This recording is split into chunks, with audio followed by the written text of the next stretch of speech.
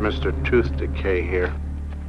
You know, making cavities used to be easy, but it's getting harder now. And mostly because of grass! Grass fights cavities, so I'm gonna fight grass! Now, grass got fluoride in it, and Crest is always telling people to watch the treats, have checkups, and brush off it with grass. Fluoride. It is hailed by the Centers of Disease Control and Prevention as one of the 10 great public health achievements of the 20th century. In fact, for over 60 years, the American Dental Association has stated that brushing with fluoride toothpaste will prevent tooth decay. But is this true? Is there more to this story than what we've been told? Triumph over tooth decay. Procter & Gamble announces Crest toothpaste with Fluoristan, its exclusive fluoride compound, world's greatest weapon against decay. Look, Mom, no cavities. Yes, Crest toothpaste really cuts down cavities because Crest has fluoride. The same fluoride dentists put right on teeth to prevent decay. With Crest, you put this fluoride on your teeth at home, too. Prevent cavities. Use Crest. Crest is accepted by the American Dental Association. Today, 95% of the toothpaste sold in the United States contains fluoride, and 72% of all water is fluoridated.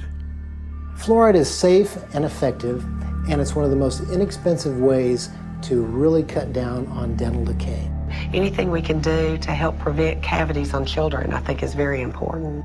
Absolutely, fluoride is safe. It's effective. Fluoridation of community water is extremely safe and extremely effective in preventing tooth decay. Science is on the side of fluoride being safe and effective. There is no controversy about this in the scientific community. If it's such a simple issue, how is it that it's still going on after half a century? I remember it being debated when I was 30 years ago. And it's continuously debated. But just because we've been doing something 50 years doesn't necessarily mean that it's right. Public health officials knew then what they know now. Would we have fluoride? Would it be added to our drinking water? Well, today a coalition of scientists, dentists, and doctors are taking action to stop fluoridation until it is proven safe.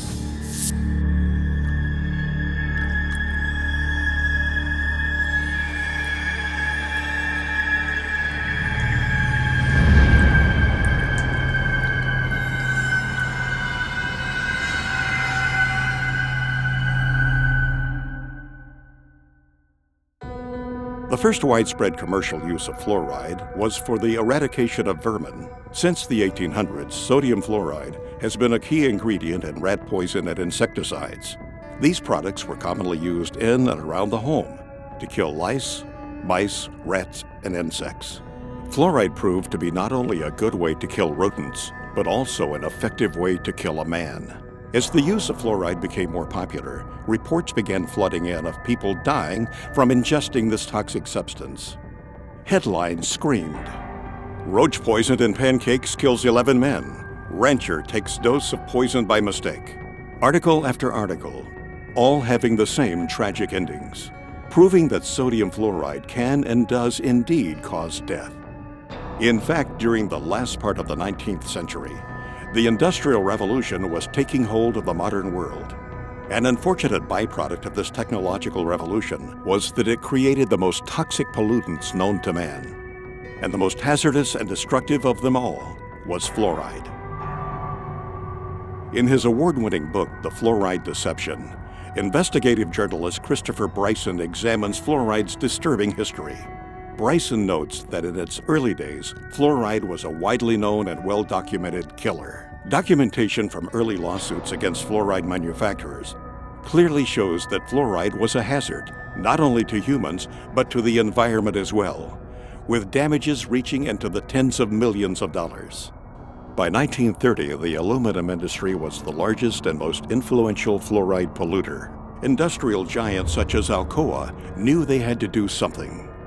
Vegetation and livestock near Alcoa plants were being decimated as toxic fluoride fumes lingered, rendering nearby cattle lame and crippled, even causing death. One newspaper article from that time proclaimed, "During the past year, we had 51 head of cattle die. We had laboratory tests made, and these tests show excessive amounts of fluorine in the liver and kidneys. Also, some of our young cows had lost their teeth. Our saddle horses were so crippled from fluorine poisoning, they had to be shot. The serious nature of fluoride toxicity was beginning to be realized. As a result, fluoride's threat to corporate America was laid out in an exhaustive review conducted by the U.S. Department of Agriculture. Toxicologist Floyd Dietz warned of new medical information exposing fluoride's harmful effects. Danish scientist Kaj Roholm singled out the aluminum industry, specifically Alcoa, as the source of much of the fluoride poisoning. Fluoride was causing irreparable damage, and the word was getting out. Alcoa knew they had to act fast. Their high-powered attorneys sprung into action, quickly buying up farms and paying out settlements. Ironically enough, during that time, the U.S. Public Health Service was under the jurisdiction of the United States Treasury Secretary, Andrew W. Mellon. Mellon was the founder and major stockholder of Alcoa. He was also the founder of the Mellon Institute, an industry-funded research institute that was notorious for giving corporations such as Alcoa the scientific data they needed to defend themselves against lawsuits. The Mellon Institute published questionable and self-serving evidence that supported the effectiveness of fluoride in fighting tooth decay. In doing so, the Mellon Institute rats had put a smiling face on what had been a scientifically recognized environmental and workplace poison. It was an aluminum industry-funded scientist, Dr. Gerald Cox, who worked at the Mellon Institute, that first made the proposal to artificially fluoridate public water supplies. Mellon's economic interest in fluoridation was obvious. Fluoridation provided the chemical industry an opportunity to void liability of their poisonous fluoride waste by means of promoting it as a health benefit. The official human experiments began in Grand Rapids, Michigan on January 25, 1945. 107 barrels of sodium fluoride were delivered to Grand Rapids, where city technicians began tipping them into the city's water supply. They were the first to publicly fluoridate their water. It was to serve as the test city, and its tooth decay rates were to be compared with those of non-fluoridated Muskegon. The study only lasted 5 years. There are no permanent teeth in a child born at the beginning of the study. It was an unblinded study. They did no measure of safety, and they claimed that there was a tremendous benefit to the permanent teeth. Well, there weren't any permanent teeth in the children that were born at the beginning of the study, and soon thereafter they fluoridated Muskegon, the control city. It's a phony baloney study used to demonstrate the benefits, where there are none. Unfortunately, fluoride's ugly side has almost entirely escaped the public view.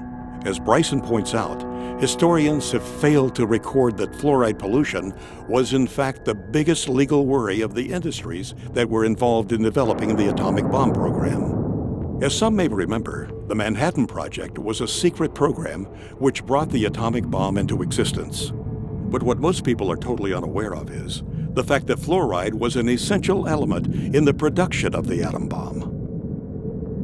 There's a guy named Harold Hodge that was the chief toxicologist for the Manhattan Project, and basically, in order to create the nuclear weapons, they needed massive amounts of fluoride. He was hired as a toxicologist or part of the team to determine, is there going to be any toxic effects of fluoride in this project? Really what they were worried about is they were worried about lawsuits. They knew that there was negative effects of fluoride. They had to basically invent this whole scheme so they could use the high levels of fluoride in the Manhattan Project to create atomic and nuclear weapons.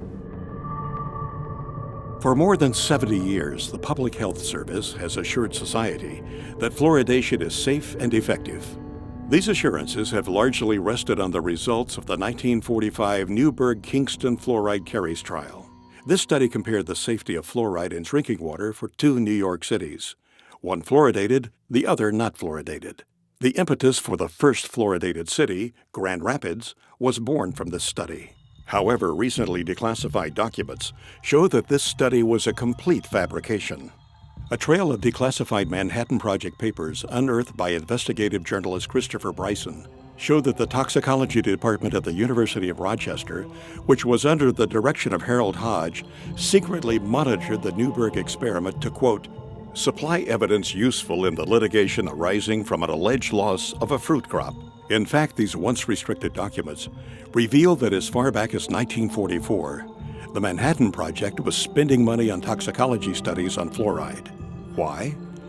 Because fluoride was the key ingredient used in the process of enriching uranium.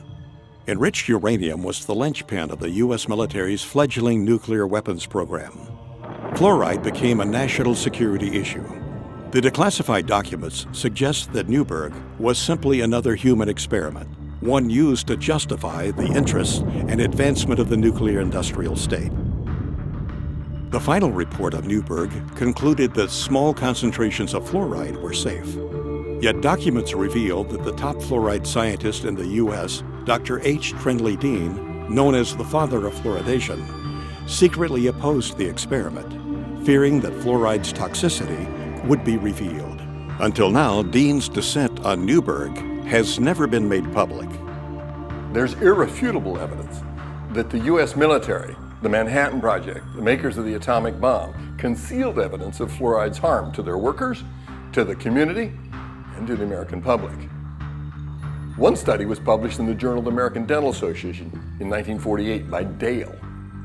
In these files, Manhattan Project Captain Peter Dale at the University of Rochester reported preliminary results of dental investigations among laboratory fluoride workers at Columbia University.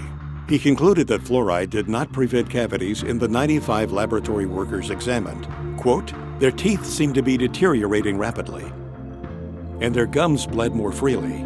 In fact, most of the hydrofluoric acid workers examined had few or no teeth left.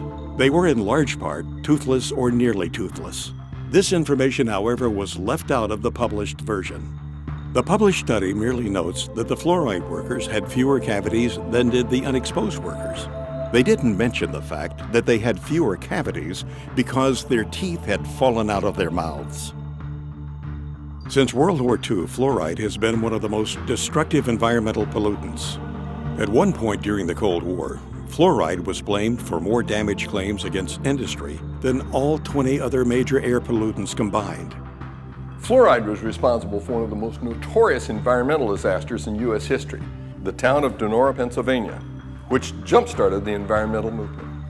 In 1948, the small mill town lost 20 people, and an estimated 6,000 men, women, and children were sickened by U.S. Steel's dark blanketing smog.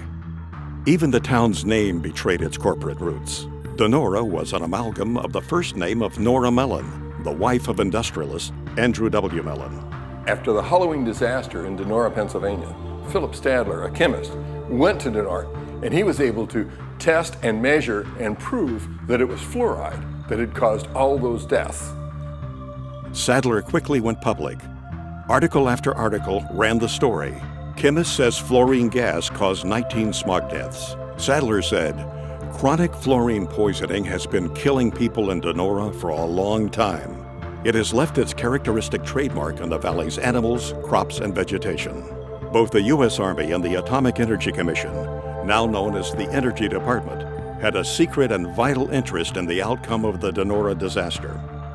If fluoride were fingered for the Donora deaths, it might bring unwanted scrutiny of worker health safety for those in the bomb factories, resulting in damage suits and expensive requirements for air pollution controls. On October 1949, the Public Health Service official report on Donora was released. The 173-page government document appeared to be of similar size to that of the Holy Bible and came to virtually no conclusions. The report's emphasis was on bad weather and that the disaster was therefore an act of God. The report made no mention of fluoride. Could it be there was a vested interest on the part of the government not to upset the public concerning the potential dangers of fluoride? Although it was Gerald Cox's idea that ultimately led to the endorsement of water fluoridation, the man who gave the official endorsement was Federal Security Administrator Oscar R. Ewing, Alcoa's top Wall Street attorney. 9 months after the Donora disaster, Ewing made a surprise announcement for the nation. The U.S. Public Health Service was reversing a long-held position. The ex-Alcoa lawyer declared that his agency now favored adding fluoride to drinking water across the United States. Coincidence? When it came time to choose a public relations representative to persuade public opinion in favor of water fluoridation, Ewing chose none other than the father of public relations himself, Edward Bernays. When they're selling water fluoridation, they didn't just walk out and say it's good for you. They actually hired Edward Bernays, Sigmund Freud's nephew, to sell Americans on how good it was to have silicon fluoride in the water. Edward Bernays was the one that created how to control the population through media and through advertising. Edward Bernays, also known as the father of spin, pioneered the idea of crowd psychology. In 1928, he wrote a book called Propaganda, in which he wrote, "If we understand the mechanism and motives of the group mind, is it not possible to control and regiment the masses according to our will without their knowing it?" He called it the engineering of consent. Bernays introduced the corporate giants to crowd psychology methods and polished techniques to manipulate society. He convinced the population to buy on impulse things they didn't even need. In his writings, he concluded that individuals were controlled by 4 basic motivations: self-preservation, aggression, security, and sex. Bernays' belief was that by appealing to any of these 4 motives, it was possible to manipulate the majority of a population into doing almost anything. You could brainwash them into smoking cigarettes, starting war, electing politicians, you name it. And given the proven effectiveness of these techniques, it was no coincidence that the Aluminum Company of America asked Bernays to head the campaign for the fluoridation of the United States water supply. People like Bernays, were masters of social engineering. His entire thesis, if you will, is that you don't talk to the public in a rational, scientific way. Instead, you appeal to their emotions and you invoke their fears. He was key in getting women to start smoking. He positioned cigarettes as being sexy and individualistic and, power to the woman. That was the framing of why women should start smoking. A consumerist culture was born, and the United States government took notice. U.S. agencies soon adopted Bernays' techniques of manipulation to manufacture the fear of ever-present danger in the minds of the people, to give those in power greater control of what Bernays called the mass mind. He went on to propose in his book Propaganda, those who manipulate this unseen mechanism of society constitute an invisible government, which is the true ruling power of our country. We are governed, our minds are molded, our tastes formed, our ideas suggested, largely by men we have never heard of.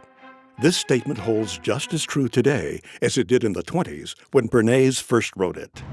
Throughout medical science, including dentistry, poison-producing corporations have always been able to infiltrate major institutions and dominate their narrative. When Christopher Bryson was writing this book, The Fluoride Deception, he reached out to Edward Bernays. Bernays said it was child's play to convince the American public that fluoride was good for them. While the official narrative rang, the case for fluoride had been proven. Some people weren't so quick to jump on the fluoridation bandwagon. Because fluoride had been used for years as a rat poison, to kill coyotes, to kill cockroaches. Some of those opposing fluoridation were in fact dentists. And because of their advocacy for safe water, they were censored by the American Dental Association. If they worked for the Public Health Service, they got fired. If they were team players and kept their mouths shut, they got to keep their job. So out of fear, many people who knew better remained silent. The true story behind water fluoridation can be hard to swallow. The facelift performed on fluoride dating back more than 60 years ago has misled generations. Instead of conjuring up the image of a crippled worker or a poisoned forest, we see smiling children. As a new generation arises, we must sound the alarm yet again. To those who have ears to hear, this film is meant to be a warning. This film will prove beyond a shadow of a doubt that fluoride is a deadly poison being added to our water supply. It will further prove that the chemical commonly known as fluoride is the only chemical added to public drinking water to treat you, the individual, rather than the water. The information presented in this film can change your life. It can help protect your health and the health of your loved ones. It will lay out the real facts behind water fluoridation. It will expose the hidden hand behind the curtain, pulling the levers of industry, corporate profit, and public perception. Fluoridation is neither safe nor effective, but rather a fraud. And honestly, one of the biggest hoaxes ever perpetrated in human history. To say things like tobacco is harmless, fluoride is harmless. Agent Orange is harmless, they say. DDT was harmless. Asbestos, right? Yeah, GMOs now, they say, are harmless. This is a long history of science selling out to corporate interests while the people are systematically poisoned. And to this day, people still believe fluoride is safe in the drinking water, and the majority of dentists still believe it's safe to put in toothpaste and to put in different types of compounds. Most people in America are persuaded that everybody fluoridates their water, and if you're living in a town like Albany or Long Island or Ithaca or somewhere, but the vast majority of the population in the world does not drink fluoridated water. Most of the countries do not fluoridate their water, only about 30. The countries now that have banned the use of fluoride, China, Austria, Belgium, Finland, Germany, Denmark, Norway, Sweden, the Netherlands, Hungary, and Japan. All these countries have said that fluoride, number one, is ineffective and toxic and should not be used. We are still using it. There's something wrong here. I think it's time that we become aware and do something about it. How come our country that's supposed to be, quote, so smart, uses it?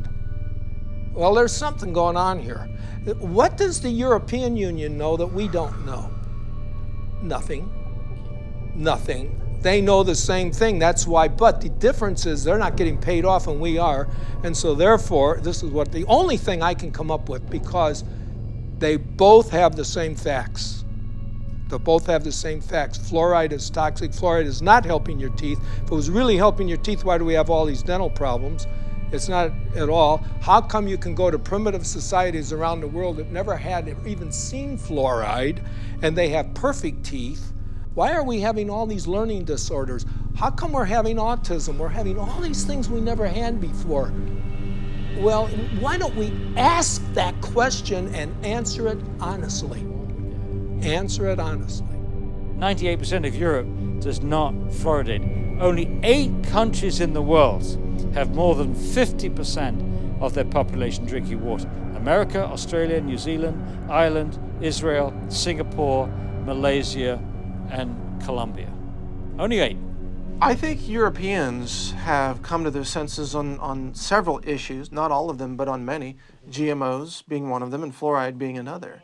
They've rejected these things because they're looking at the evidence. America tends to be way behind the curve on really recognizing reality in the realm of fraudulent hoax science. Our CDC and the liars in Washington, D.C. have only had success in countries that speak English for the vast majority of the disposal of their hazardous waste product. That means that you and I and our children in the United States are the largest consumers of hydrofluosilicic acid. Call it what it is. Hydrofluosilicic acid, what is that? Hydro is water, fluo, fluoride, silicic, sand, and it's missing an electron. It's acidic. It'll kill you. You take your hand, dip it in like that, you're gonna die. Hydrofluosilicic acid does not occur in nature. It's a man-made molecule. And it eats through concrete, glass, stainless steel, fiberglass, plastic. You name it, it'll eat it. So why are we putting that in the water? First tonight, hazmat crews from all across our area responded to a chemical leak this afternoon in Rock Island.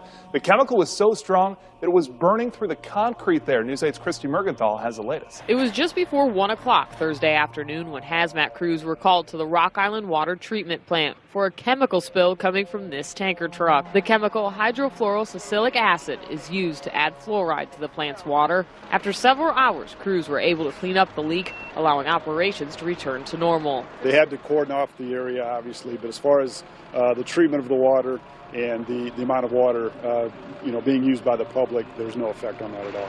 Now, that acid that did spill out is a chemical that they actually use every single day here at the water treatment plant. It adds fluoride to the water. Reporting live in Rock Island, Christy Mergenthal, WQAD Quad Cities News 8. That's how they transport it. It's extremely aggressive. It'll eat through almost anything, including concrete. What is labeled fluoride is not naturally occurring fluoride like you might find in the ground. It's actually a collection. It can be over 100 different chemicals, including some radioactive chemicals, including many cancer-causing chemicals, including heavy metals, neurologically damaging elements that are called fluoride. And then this is dumped into the water supply, and the cities have the doctors and dentists convinced that this is somehow good for your teeth. Fluoride is really a clever way for industry, the mining industry, chemical processing industries, aluminum smelting and processing industries, to eliminate their toxic industrial waste without having to pay for it to be handled as industrial waste. They just slap a new label on it, fluoride. They sell it to cities, and the cities dump it into the water supply. Basically, it's a hazardous waste byproduct of the manufacture of phosphate fertilizer. It's a mining byproduct. They dig up this rock. This rock is no good, as is. So you mix it with sulfuric acid, and this produces soluble phosphate, and that's what becomes the fertilizer. It's a byproduct that they can't do anything with. It's a poison, so they sell it and make fluoride out of it. It was a fraud. It was a scam from the get-go. It is a means of getting rid of fluoride. You allow industry to use your water supply to dispose of their hazardous waste. It's a disposal mechanism. It's a major industrial waste pollutant. They were trying to dump it into the rivers that were going out into the ocean in Florida, and boy, they stopped that. They said, you're polluting, you're killing the fish, and which they were. For 100 years, they decimated the local vegetation, crippled the cattle, damaged the citrus groves in Florida. It was costing them a fortune to handle this as a very serious industrial waste. And so they're helping Cargill get rid of their hazardous waste problems. Cargill is the largest privately owned corporation in the world. They were also the largest producer of hydrofluoric acid. Cargill at one time had like 90% of the market. When the hurricanes went through Florida, they knocked out the holding ponds, so there was a shortage of hydrofluoric acid. And so they reached out to the rest of the world, and now we get it from Mexico and Japan and China, because none of those countries allow fluoride in the water supply. They don't put it in at all. So obviously it's piling up in those countries. I don't think we need to be helping other countries out with their disposal of fluorosilicic acid. Fluoridation is the worst recycling practice in the world. So I support recycling.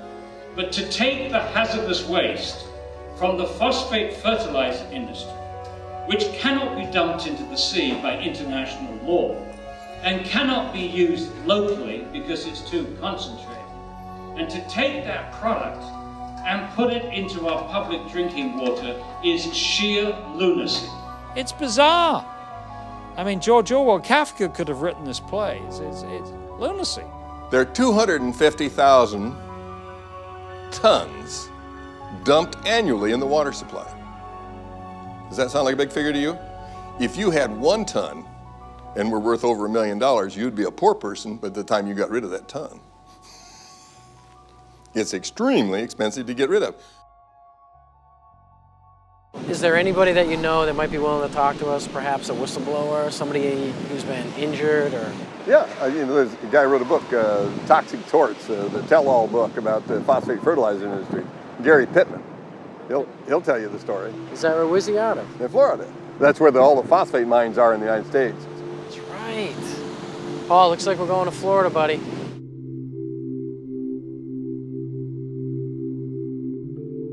When I first started working at the Occidental Chemical Corporation's chemical plants in the early 1970s, there was no safety program in place. The only equipment you had to wear was a hard hat and safety glasses. And we didn't wear the safety glasses half the time because it wasn't enforced. The environment was very dirty. The air was filled with dust and toxic fumes. We worked 8, 12 hours a day, sometimes longer, sometimes double shifts in those conditions. When you're 18, you think you're invincible. Had a physical by their doctor, and he actually put on my application a perfect health specimen. Mistakenly, you tend to believe that somehow you're invincible and blindly step into harm's way without a thought about the future consequences. I started working there when I was 18. I was in excellent health. I quickly rose to a supervisory position and was making about $50,000 a year.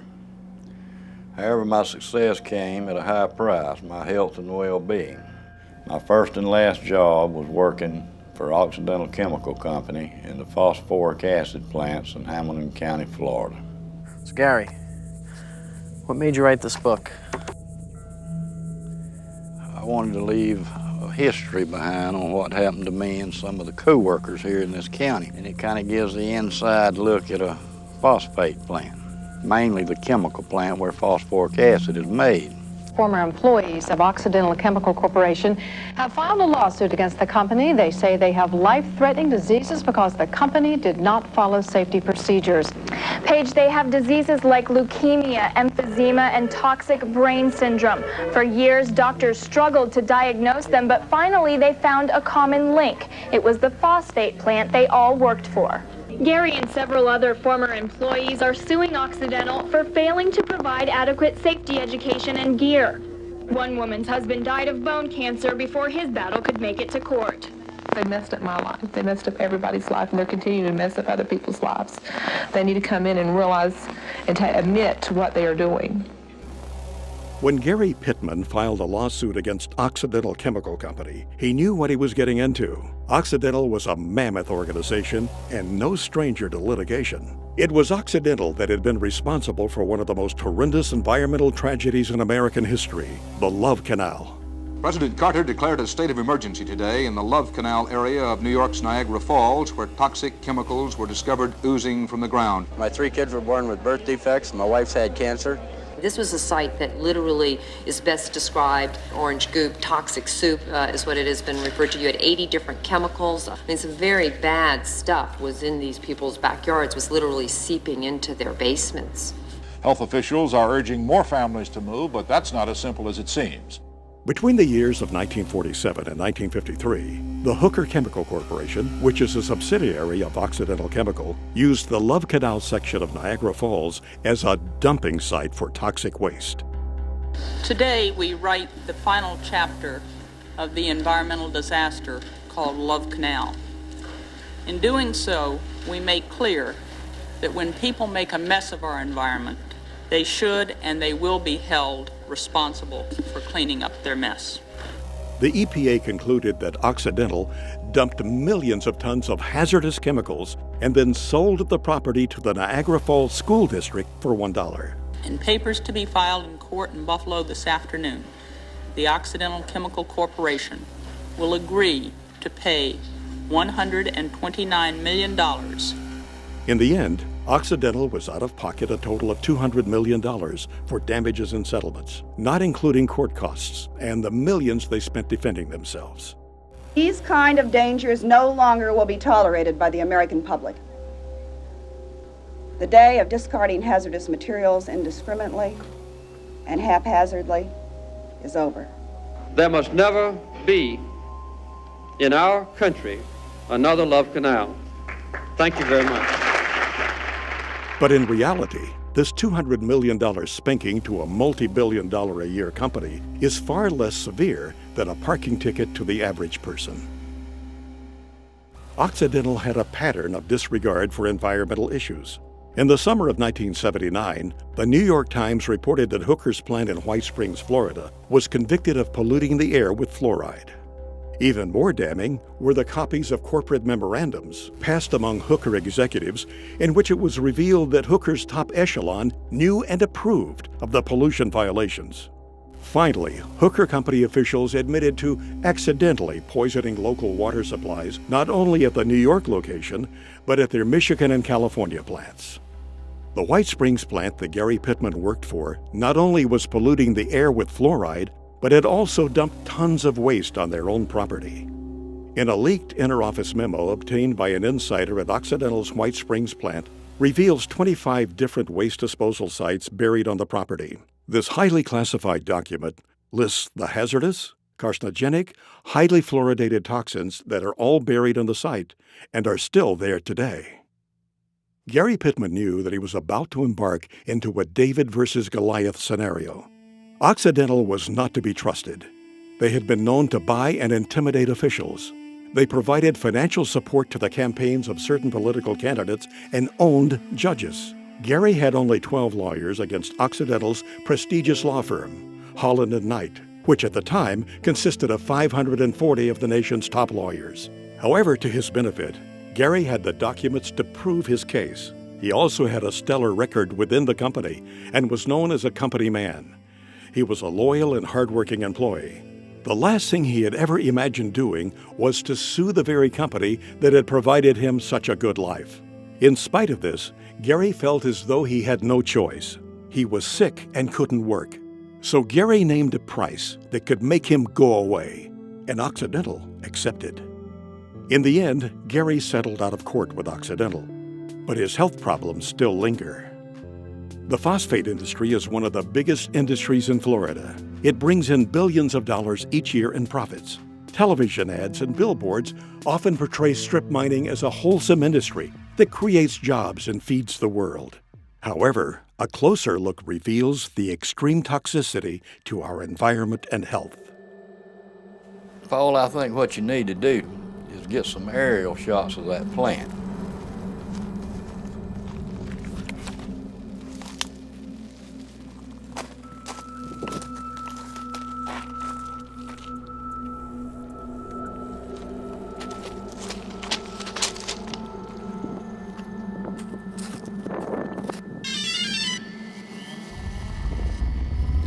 Because you cannot see the devastation going on from just riding down the road. If you could get some aerial shots of that plant, I could point out what's going on, what's happening, you know, and point out where a lot of the pollution's going on and stuff like that. What people don't realize is this is where hydrofluoric acid starts, because you have to mine the rock, you have to make the phosphoric acid, and hydrofluoric acid is made from the fumes off the phosphoric acid. Then it's put into the city's drinking water. I worked out there my whole life, basically, and I never seen that good of shots. You don't see this on Google Earth. I mean, you just see an overview and you get the idea that those are there, but... Yeah, what you see here is, you know, the common person never sees this. They don't really want you to see it either, because then you would know how much devastation, you know, there is at these plants. And you know what's so good about it is the general public's gonna get to see this in this new film, and they can, you know, they can decide, you know. And like I said, that's where your hydrofluoric acid starts. That's the way they mine. It's overburdened. They take the overburden off to get to the ore. Basically, they take a nice forest area, they cut down all the trees, they burn all the stumps, and they take all the topsoil off. The overburden is topsoil, subsoil, clays, until they get to the ore.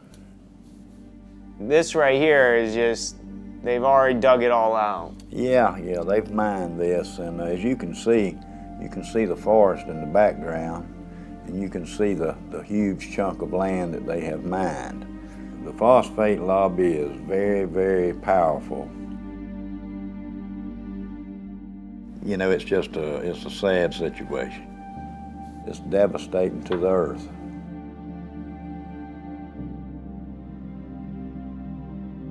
This water, this coffee-colored water, it's just hard to describe how bad it is. You know, when you call it water, it's not really water. It's so laden with so many different chemicals, and it contains many elements such as cadmium, chromium, mercury, nickel, beryllium, arsenic, fluorides, lots of fluorides. Lead, and I heard it even has it has radioactive elements in it too. It is radioactive. Uranium-238, radium-226. It also has traces of polonium-210, Very contaminated stuff. A lot of people don't realize that this is some of the worst contamination at a phosphoric acid chemical plant. Where this was all located was wetlands. If you have a wetland, you'll have a heck of a time trying to get a permit to go into a wetland, you know, to do anything. You know, if you want to dig a pond or whatever, they're not going to give you a permit. But somehow these people got permits to dig up all this wetland, and they claim they'll reclaim it, but it'll never be reclaimed like it once was. It's just, there's no way. They will reclaim just enough land, and they'll have a little show place so visitors, and they can go show them what they've been doing. Yeah, we've mined this out, and now this is what we've done. And you know, for what they've destroyed out there, you know, what a 10 or 15 or 20 acre plot they've reclaimed.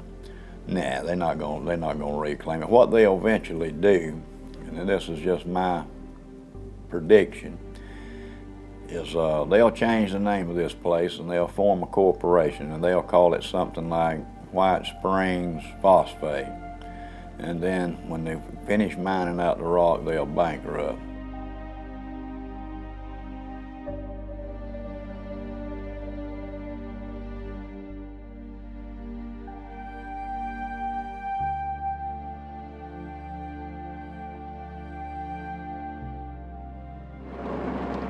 Up here on the right, we're going to have the administration offices. They used to be in the chemical plant, and they moved them.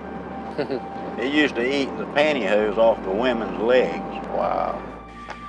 It says, "To whom it may concern, I worked at the above-named company, Occidental Chemical Company, White Springs, Florida, in 1968 and part of 1969. Our accounting department was located in the admin building, which at that time was located at the chemical plant. Many mornings when we employees would get out of our vehicles, women, our pantyhose would dissolve off of our legs.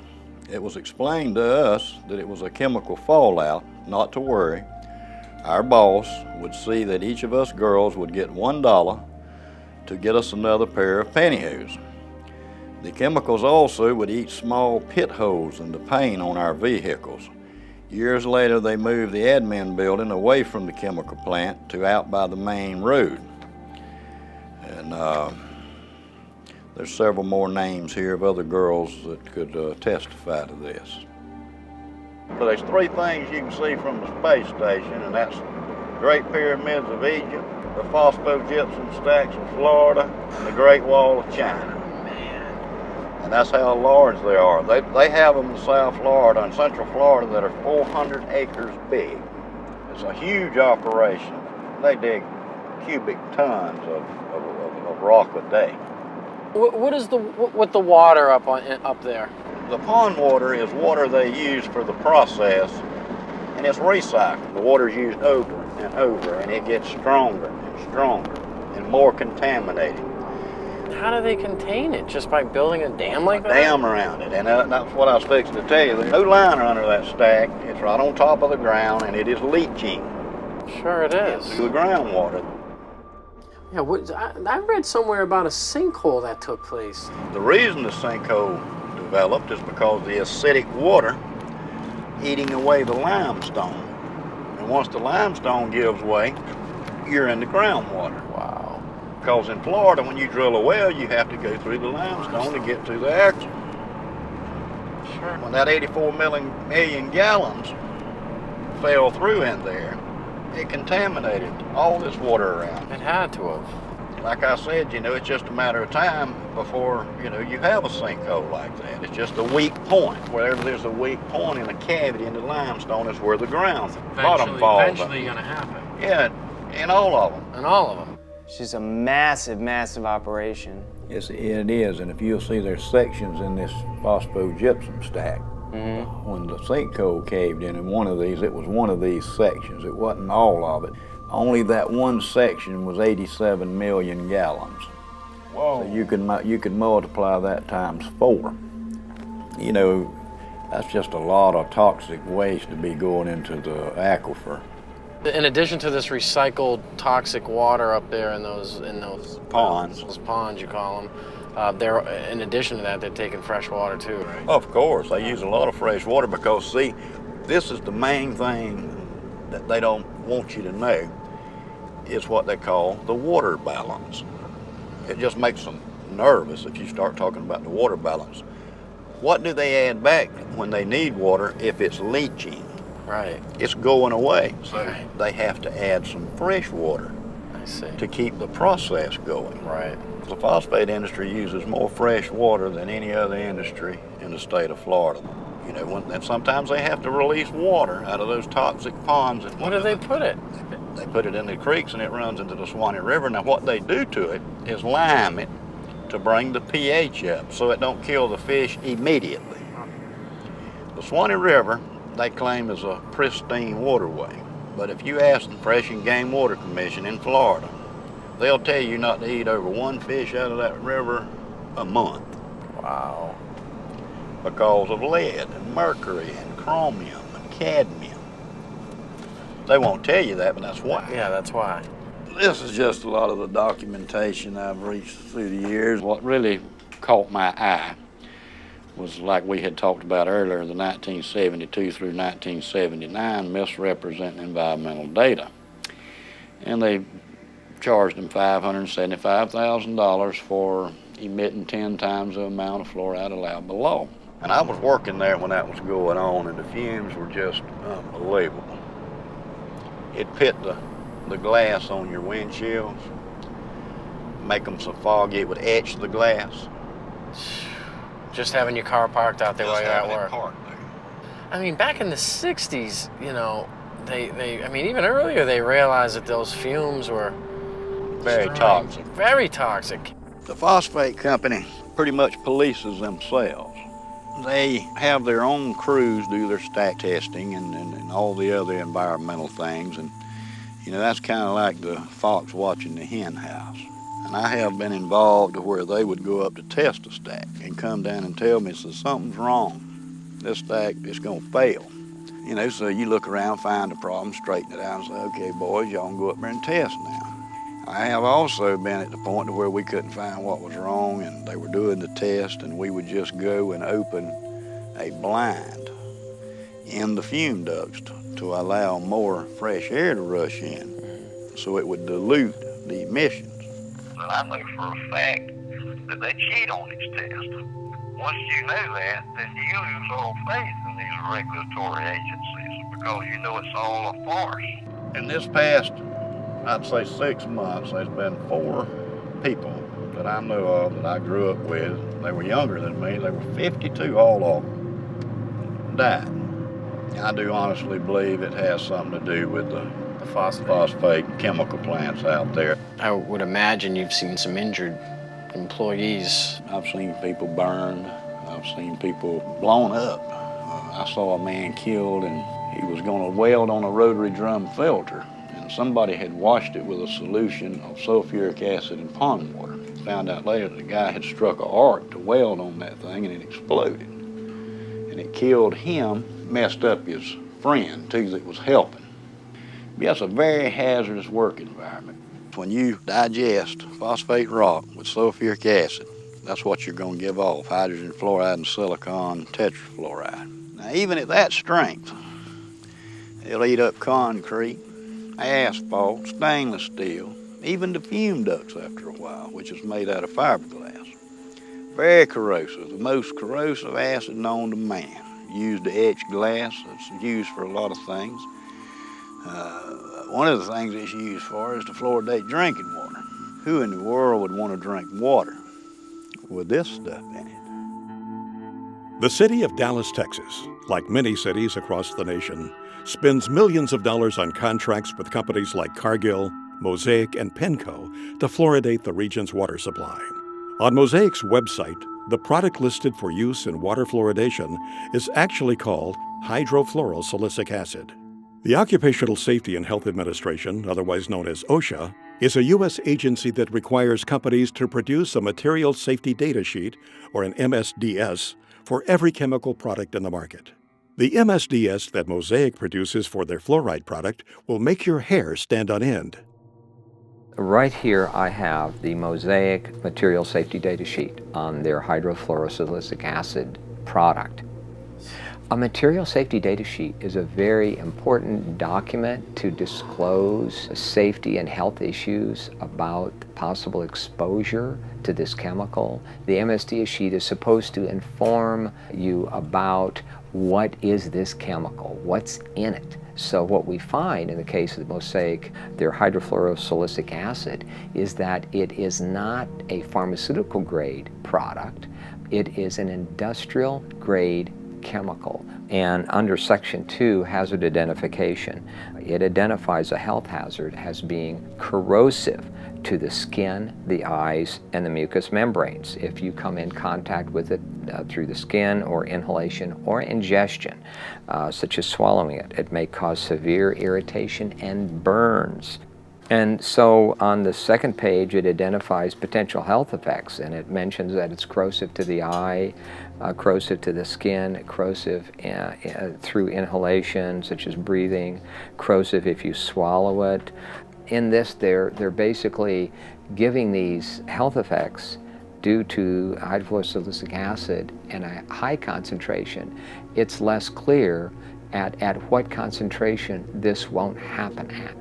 As a chemist, I've looked at scores of material safety data sheets, and never in my career have I seen a warning for children in an MSDS, material safety data sheet. What happens is the companies that's producing this chemical realizes they have a revenue stream that's a little risky for them from a liability standpoint on how their customers are using this chemical. And so they've now put a warning in their material safety data sheet, warning for fluorosis, osteosclerosis if exposure occurs during enamel formation. There are no children working in these chemical plants. There are no children being chemical handlers. So this warning is for the end user. And so we've presented this to the City Council, and they have now been alerted that their own supplier has put a warning. And this is where we came across and said, you now need to put a warning, at least for children that you've received from your supplier. You need to put that downstream. So now the liability is on them too. Hydrofluorosilicic acid has no known benefit in human or any physiological system. It's not even useful in any mammal. So adding that to the public water supply for an alleged benefit is a fraud, and it's a crime against the citizens of this country, and it's cumulative over a lifetime. It is a very noxious poison, and you do not have to take my word for it. If you've got a Webster's dictionary, open it up. One of the definitions is fluoride, a violent protoplasmic poison. Then you have to go look up protoplasm. We are protoplasm, so violent protoplasm for us. Say, let's put that in the water and see how the kids turn out. Well, as we're learning, it seems like there are no rewards to this. It just seems it's just all risks. It's all risk. It's a big lie. There's no benefit whatsoever. It's all risk. Let's get to the science. That's what I say. Instead of covering it up, let's look at the science. What do these fluoride chemicals actually do to human beings? There's all kinds of research out there showing it really disturbs the functioning of the body in a number of ways. Inactivates 62 enzymes, increases the aging process, increases the incidence of cancers and tumors up to 17%, disrupts the immune system, causes genetic damage, interrupts RNA and DNA, repair enzymes activity, increases arthritis, and is a system poison. These are all validated by scientific data. We have in America today all of the symptoms of hypothyroidism, obesity, heart disease, neurological impairment. I have been very sick. I was diagnosed with hypothyroidism about 10 years ago. There was no family history in my background that explained why I had this thyroid illness. What were some of your side effects? Feeling very cold, hair loss, concentration issues. It really controls your metabolism. So I had gained about 10 to 15 pounds, which is very unusual. I was very athletic my whole life and never was overweight. So I gained weight. I was sleeping a lot. Again, your metabolism is tuned down. Doing the research, fluoride is an irritant to your thyroid. Your thyroid wants iodine.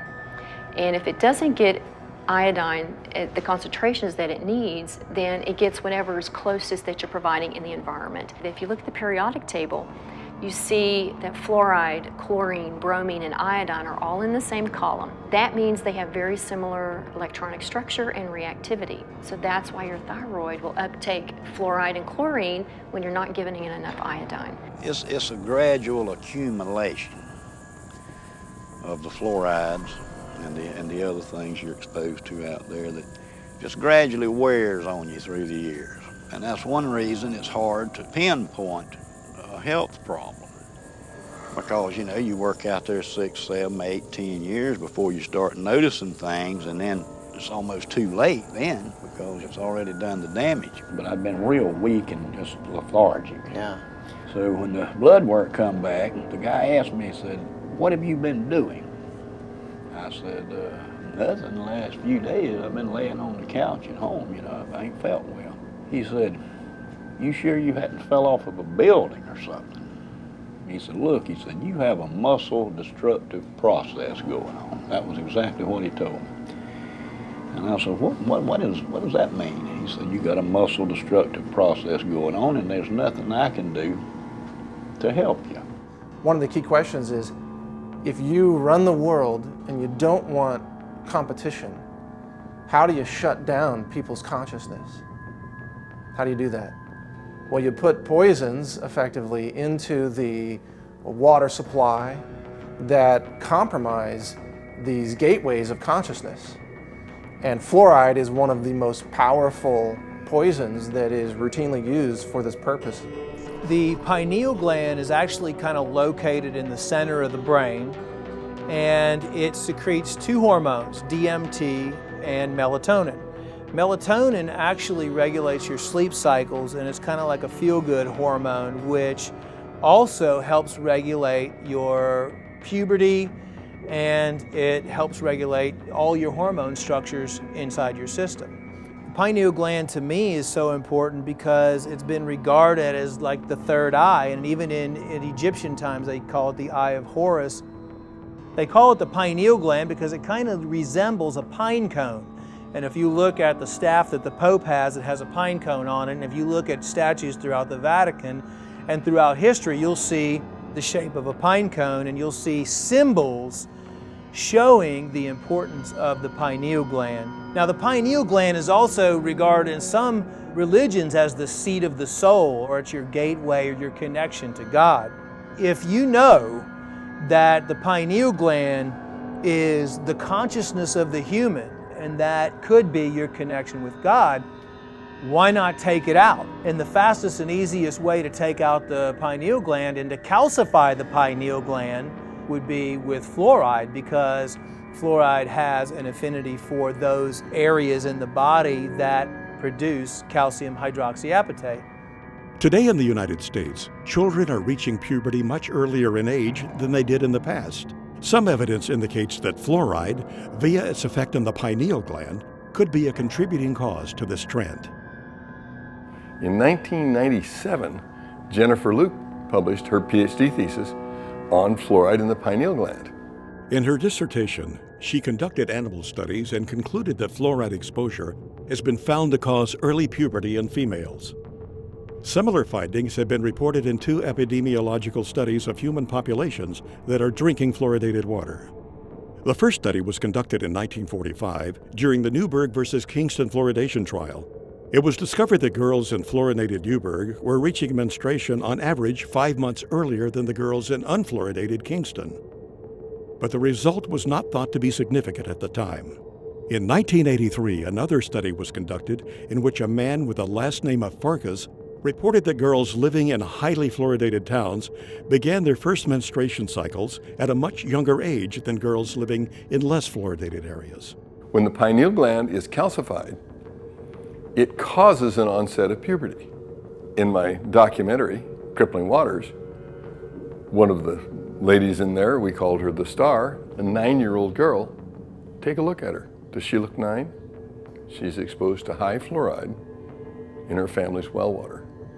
Her dad, who's only 20 years older, is starting to bend over like this and starting to become crippled. He can't put his hands above his head.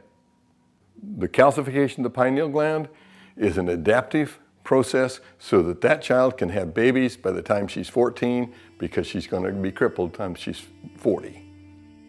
Fluoride's role in earlier puberty needs more thorough investigation. When one considers the seriousness of a possible interference by fluoride on a growing child's pineal gland, it underlines the negative and dangerous effects of fluoridation. Dave, so what we're learning is kind of frightening because it seems to me that once it's in your body, is it there to stay? Yes, you can't get it out. You can cut some of the harm by mitigating the damage and avoid it like the plague, but you really can't get it out because it's stuck in your bones. And that's why you have all the skeletal symptoms, you know, the joint pain, the arthritis, and all that stuff. The first signs that fluoride is poisoning your bones is pains in the joints, stiffness in the joints, pains in the bones. Well, you go to the doctor with pain in a joint, he says, oh, you got arthritis. Well, arthritis, joint, ritis, pain, oh, okay, joint pain. So we got somebody speaking to us in Latin, oh, you got joint pain, super duper. We have millions of people with arthritis in the United States and in fluoridated countries, 1 in 3 adults. Nobody's ever looked to see if some of those arthritis cases may have been caused or exacerbated by fluoride. Just not looking. Are bones with more fluoride stronger or less strong? And the answer is less strong. They got studies where they tried to give them a dose of fluoride, sodium fluoride, to cause an increase in bone mass. It did, but it weakened the bone itself. So those are case-controlled studies. That's the gold standard in medicine. So we have case-controlled studies showing that if you give people fluoride, it accumulates in their bones and it causes the bones to become white, opaque, increases the bone density, decreases the bone tensile strength. And they actually took bone that was removed from people for the purpose of replacing a joint or a hip, put it in a little device here where you put a weight on there and snap it, and they showed that the more fluoride in the bone, the quicker it snaps. Have you ever wondered, how come everybody has hip replacements, knee replacements? I mean, you can go on and on. I can think back when I was a kid, that didn't happen. You didn't see all these crippled people. I mean, you saw a few, but it wasn't common. I mean, how does it end up in our bones? Is it that where our body just finds? It's calcium-rich tissue, so your body parks it there because it's got to dispose of it some way, otherwise it would kill you. So it parks in the bone and then it kills your bones. What it does once it fills up with fluoride, that you get little spikes on the outside of the bone. If you take a hand and take a bone and run your hand up and down a normal bone, it's slick, and that's because muscles move around on the bones when you're running or jogging or lifting weights and all that stuff. Your muscles are moving around on your bone, and it's slick, so it doesn't hurt. Well, if you make that bone the texture of sandpaper, then when the muscle moves around, the fascia tears, and it hurts to move. And so fluoride accumulates in calcium-rich tissues, which are bone, ligaments, cartilage, joints, and teeth. So you have to look at this as if you have a lifetime body burden, and the less you're exposed to, the longer you can go before you develop symptoms. The first most irrefutable symptom of fluoride exposure is pain. And that's what we saw. My wife and I filmed a documentary in China. And pain was the hugely significant symptom that they all had. They couldn't even work. And you know, in China, if you don't work, you starve to death. Have you ever heard of dental fluorosis? No. No. It comes when somebody's overexposed to fluoride. Awesome. That's a picture of very mild dental fluorosis. And so is that. You know, that young girl came to see me to get that fixed because she doesn't think that's beautiful. She thinks that looks bad when she smiles. And I think everybody else agrees with her. They say 41% of American teenagers have this condition. So this is the white spot. So it's been there. It's a little scary, you know, knowing that many people, we don't even know, you know, what's in our water. Fluorosis can become more severe than a simple white spot.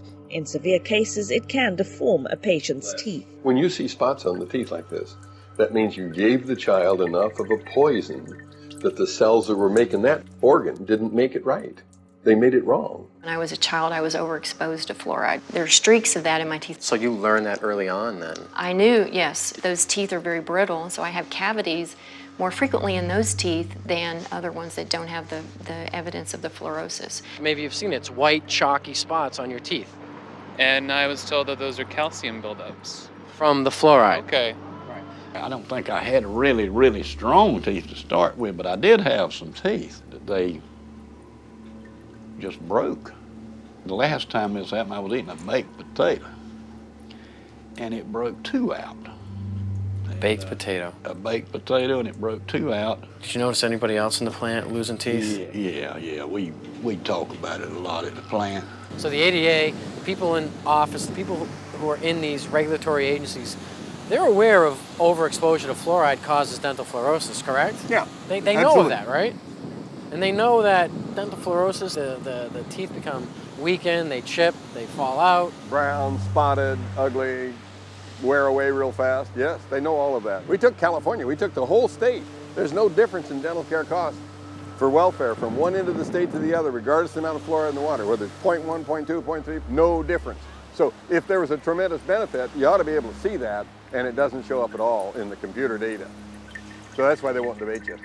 And although fluoride can help with your teeth, if either chemical is consumed in high amounts over a lifetime, it can lead to cancer, skin conditions, bone disease, and other health issues. There is a recent lawsuit in Maryland, it's a federal lawsuit, a woman who believed the medical establishment at the time when her daughter was an infant. She gave her daughter 90% of her diet, intake of water was this fluoridated baby water. And so the daughter grew up with severe fluorosis, and to get that corrected, dental restoration is about $100,000, and they can't bear that burden. So they are suing Nestle and Gerber.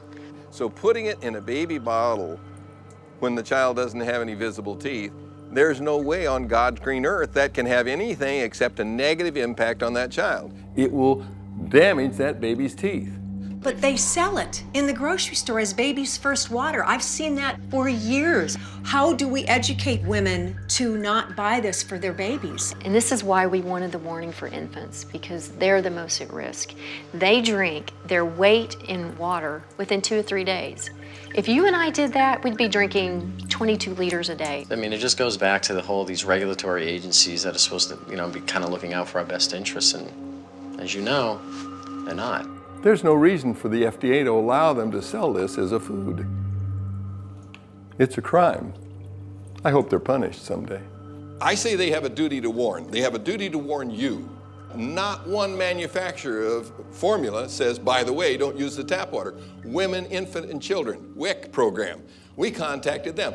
They refused to tell mothers not to use the tap water. And you know what she said?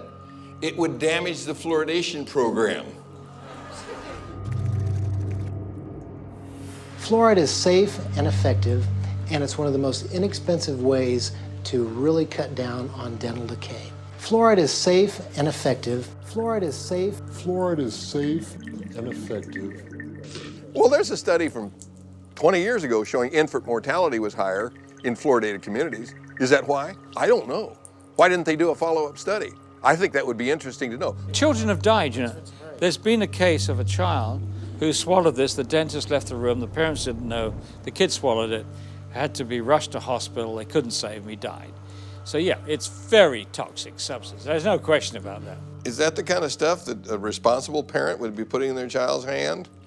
FDA in 1997 required manufacturers of toothpaste to put this warning label on it. It's the same as you'd have on a loaded .38 caliber pistol. Keep out of reach of children. And only use a little pea-sized amount, which is about the same amount that would be in a bottle of water. And if that amount is swallowed, call the Poison Control Center or seek professional help immediately. So if I drank a bottle of water, should I call the Poison Control Center too? This is just insane. So this is what 2 different organizations say. One says, don't swallow it. Why did they put that on there? They put that on there because there were 10,000 calls a year to the Poison Control Centers from children made ill by swallowed toothpaste. 10,000 calls, and for every call, there's 5 that didn't call. And there are only Poison Control Centers in half the states. So that means 100,000 children are made ill by swallowed toothpaste. It's insane to put a deadly poison in a child's hand and say, go brush and be sure and spit out, Johnny. Fluoride has been a slow process of introduction into the dental profession where it's commonplace for us to consider fluoride as the thing to do to help decay. But we now know, statistics have shown us, that fluoride is not working. It's very toxic to you and can cause everything from cancer to depression. So yeah, it's a serious issue. You are meant to have the right to informed consent to medication.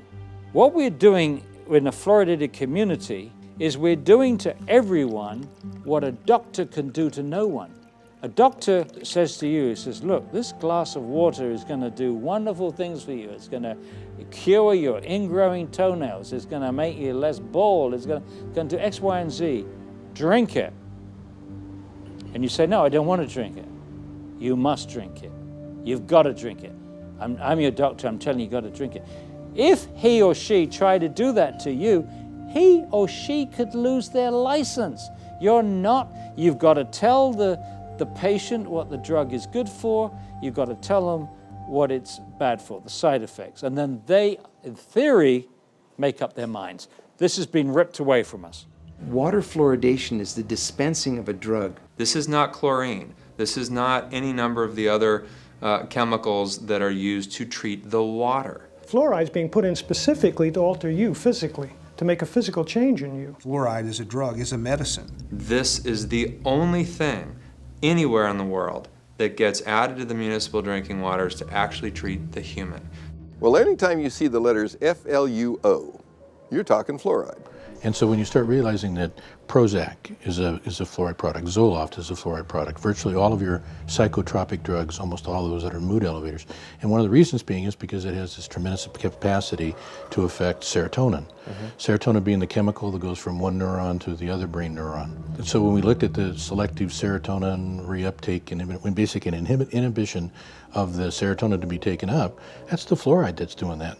Prozac is fluoxetine. It's a fluorinated psychoactive. Matter of fact, almost all your psychoactive drugs are fluorinated drugs. They put it in there both as a carrier and an accelerator of the effect. The actual active ingredient in Prozac is fluoride.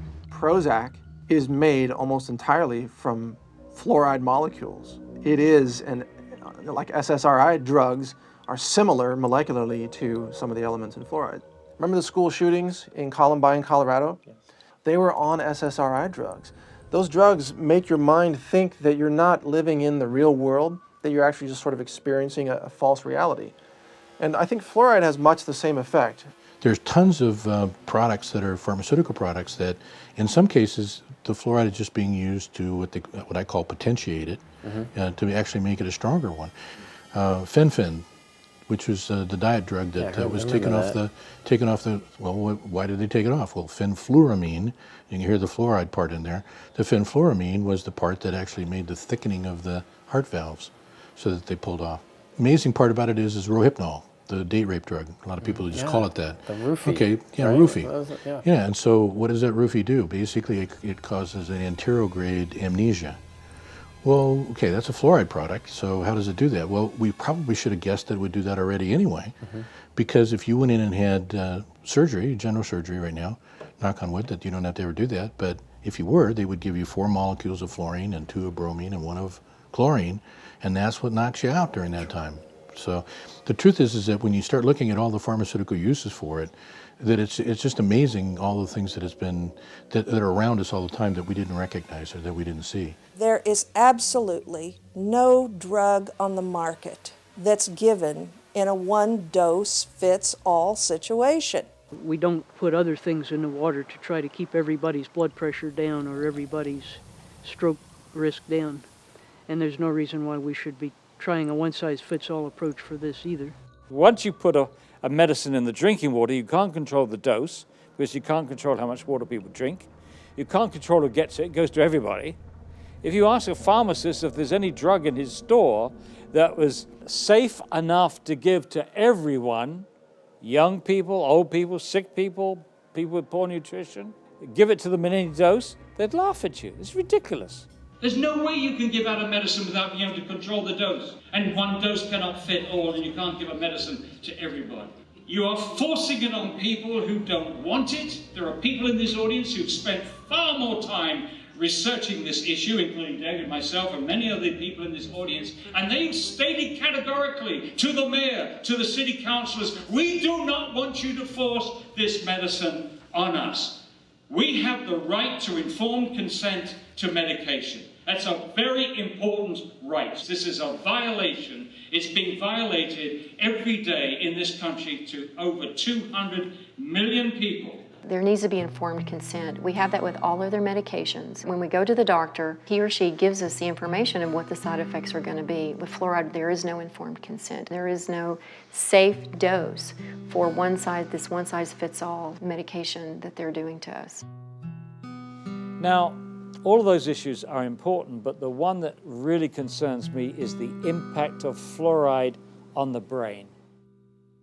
A study panel for the EPA listed fluoride as amongst 109 chemicals for which there was significant evidence of neurological effects. It has definite impact on the neurons, which is the nerve parts of the brain. You don't just grow those back. It's not like, well, I cut myself, so now I'm renewing my cell.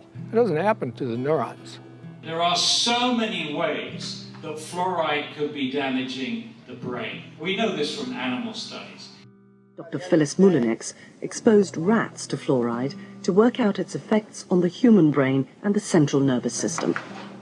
What we did was we exposed them, let them drink the fluoride in the water for 6 to 20 weeks. The pattern that we saw, it typically is what we see with other neurotoxic agents that are well known to cause a hypoactivity or a memory problem or an IQ problem. When I first presented the results of these studies, one of the individuals sitting and listening to the results, he says, "Do you have any idea what you're saying?" And he says, "You're telling us that we're reducing the IQ of children." Look, the first opponents of fluoridation in this country in the 1950s were biochemists. These biochemists had used fluoride in their experiments to poison enzymes. And they, including Dr. James Sumner, who won the Nobel Prize for enzyme chemistry at Cornell, and he said, fluoride poisons enzymes. You don't want to put this substance into the body. Poisoning enzymes is what makes people sick. Poisoning enzymes is what kills people. It's highly likely that you're going to get subtle effects on the brain that the parent is not going to notice. No wonder that our children can't read and write. It's no wonder because we're damaging their brains with a stupid preventive dentistry program that doesn't even work. We have behavioral studies, and we have 24 IQ studies, 24 studies which now show an association between fairly modest exposure to fluoride and lowered IQ. They've actually got it down to a 1 milligram dose of fluoride causes a 0.59 loss in IQ points. The average IQ is 100. So if you're 95, you're in the back of the class napping because you can't understand what the person in the front is saying. And you're going to get a nice job pushing the broom around. So what if you got twice that dose? Okay, you're down to 90. So what they showed in studies in other countries is that you lose all your genius out of your society. You've damaged the intellect. But new research from China supports Dr. Moulinex's conclusion that fluoride affects mental development and IQ levels. I've heard a great deal about a chemical that can be used on the teeth to help prevent decay. Is that a good thing to use? It certainly is. We use a fluoride solution, and we have evidence that for some people... 50 years ago, American government scientists had clinical evidence that fluoride affected the central nervous system. But all this was kept secret. Chemical? You're going to put some chemical in my mouth? All mention of the effects of fluoride on the central nervous system was stopped. In my view, fluoride is where lead was in the early 70s. That argument lasted about 10 years, and it was finally proven that, yes, low levels of lead, lower than caused visible symptoms, whereas in fact damaging a child's mental development. I think the same thing's we're going to find with fluoride. As someone who has gotten off of fluoride, I can tell that my thought processes and my concentration is higher. And so when you damage the IQ of the children, you lose your place in the country as a leader, and we have. And that's because of the damage that our government has allowed to happen to the intelligence of our children.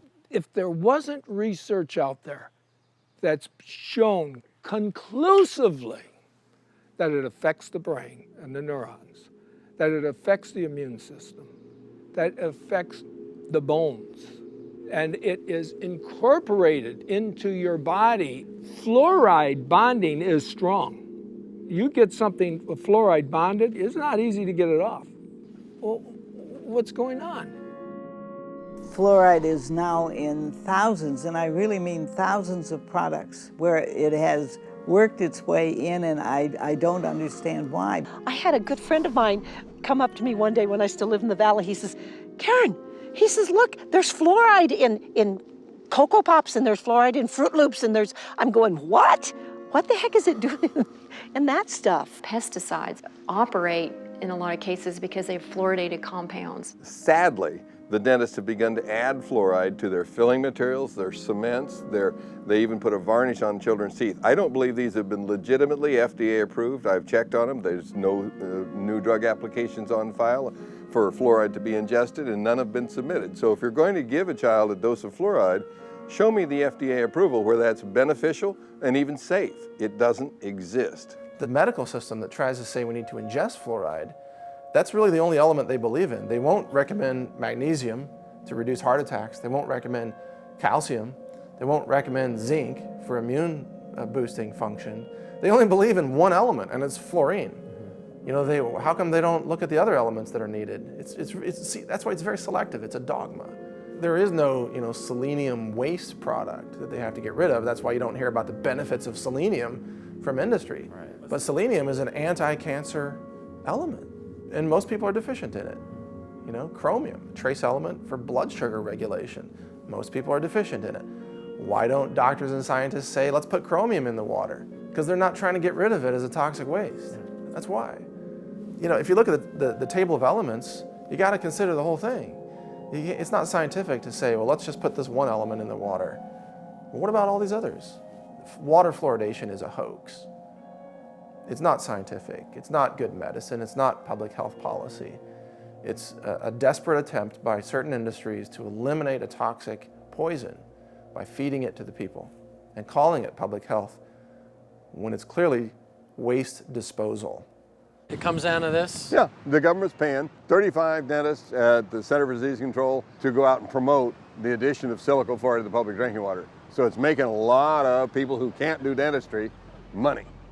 Where money and power are is a magnet to criminals. And so Washington, D.C. becomes a vortex of evil. And I'll tell you, when you're controlled by a few people, which is the government, who controls the government? Money.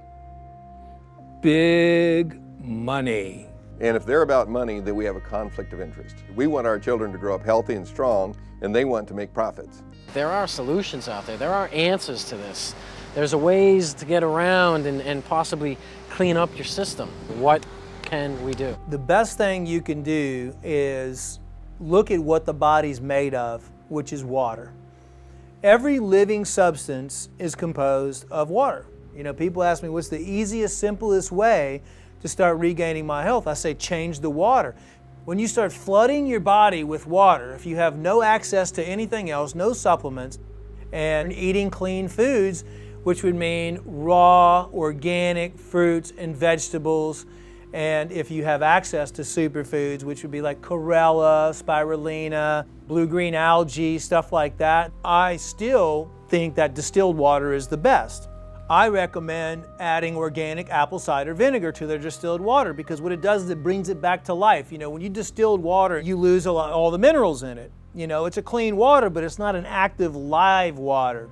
So what I do and what I recommend, you can get a distiller for $300 or $400 and run your tap water right through the distillation unit and fill up your 5-gallon water containers And then every time that you fill it up, put a little cap full of organic apple cider vinegar in there, the raw kind, and then you're getting vital nutrients, live enzymes, probiotics, and it's just one of the cheapest, most effective ways to regain your health, or to just, you know, give you a lot of good, active, live nutrients, and it brings the water back to life.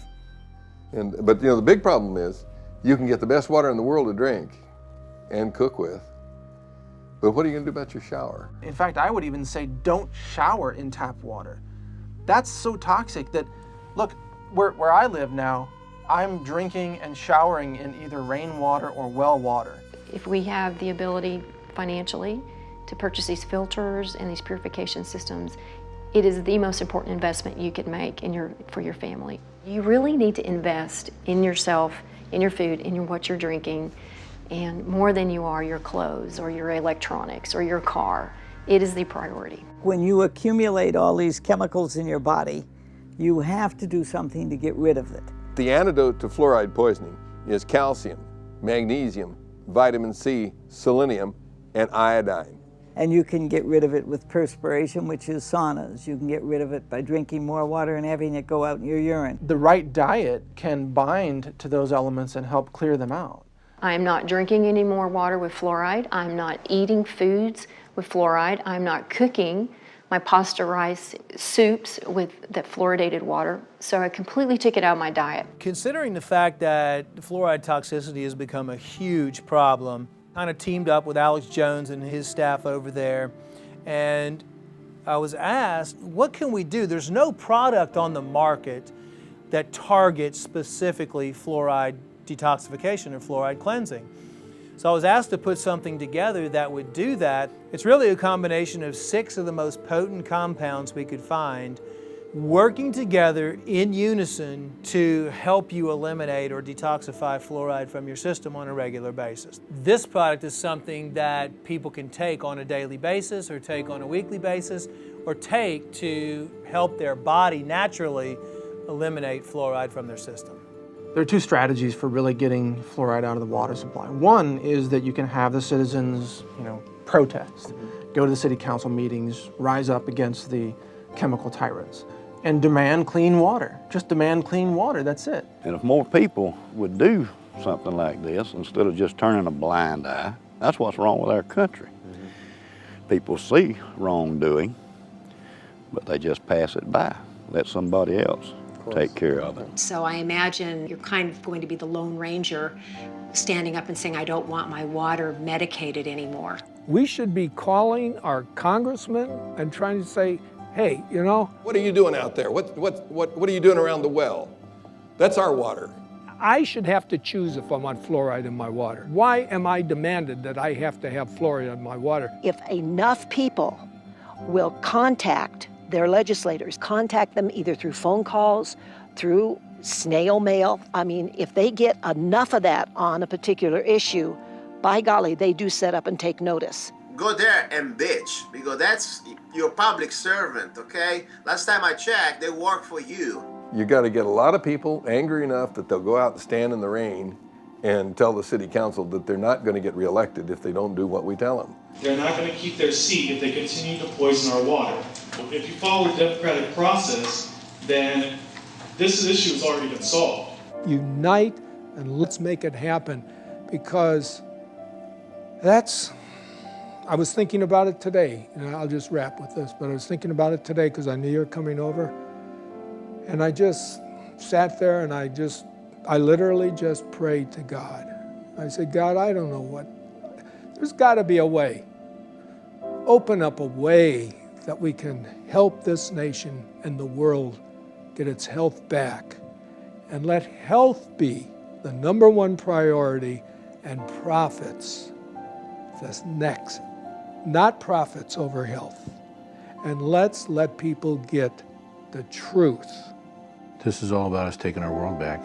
It's the time to scream louder, to be bolder, and to show them that we cannot be afraid. It's time that the people stand up, the silent majority, for their health. Get it out of your community, and then you can drink the water at home, you can drink the water in your office, you can drink the water in the restaurants and in friends' houses, and so you don't have to worry anymore. The alleged reason for adding fluoride to the public water supply is to reduce tooth decay. But tooth decay isn't caused by a deficiency of fluoride. It's caused because there's scum on the teeth and bad diet. So the real solution is to take something like a nice toothbrush that was invented by C.C. Bass, cram it in the gums, and knock the scum off. So if you really wanted to reduce tooth decay, you'd make sure that every child had a big handful of toothbrushes and knew how to use them. And you dig all the scum off the gums, because it's scum living on the teeth that causes tooth decay. I don't want to poison the scum, I want to scrub it off the teeth and then not feed it. So you don't give it sugar, white flour, and bad food, processed foods. You give it good foods. Then you will have wonderful teeth and abundant good health. Is there hope? There's always hope. I mean, that's what I tell everybody. Even when I had cancer patients, I always say, listen, there's always hope. When you feel healthy, you feel self-confident. And when you feel self-confident, you feel successful. So regardless of how bad things are, you can never lose hope. I mean, you always have to know that there's always change and there's always things you can do. Even if you do one tiny thing every single day, you're still positively changing. And if you tell one person, or if you pass an email out, or you share information, once we hit critical point, which we're almost at, it's like the 100th monkey phenomenon. The mass consciousness will change. And I believe we're almost there. So never give up, and always, no matter what, never give up hope, because that's what you have. I just want to thank you from the bottom of my heart. You're such a sweet, sweet soul. Again, Charlie, thank you so much for letting us come by here today. Well, I would just like to say, great speech, man.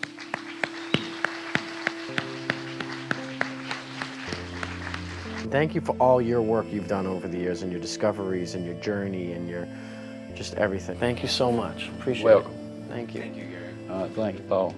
You're Make good you man. too. You're the man. Okay, Thanks so much. Thank you. Appreciate it. Thank you. It's been a treat. It's a pleasure to talk to you, and I'm hoping that this will get the message to more and more people. Now, this is fantastic. It's going to be a great educational tool, and we appreciate you being here. And thank you so much, and we'll look forward to seeing you again. Likewise. Thanks for having me. You guys are incredibly powerful, and I want to say thank you for what you're doing for all of us. I really wish this project the greatest success. People need to hear this message from all of those that you've interviewed. This is powerful information, and I imagine that in 50 years, people will be watching this.